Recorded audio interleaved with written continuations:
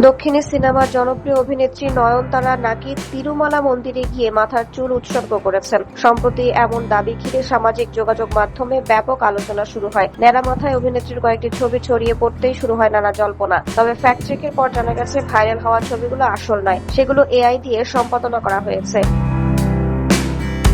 সম্প্রতি তিরুমালা মন্দিরে নয়নতারার সফরের কয়েকটি ছবি প্রকাশ্যে আসে।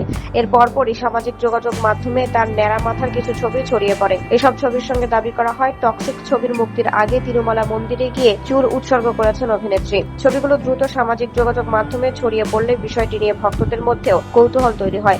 বিশেষ করে টক্সিক ছবিকে ঘিরে বর্তমানে নয়নতারাকে নিয়ে দর্শকদের আগ্রহ বেশি থাকায় এই দাবি আরো দ্রুত ছড়িয়ে পড়ে।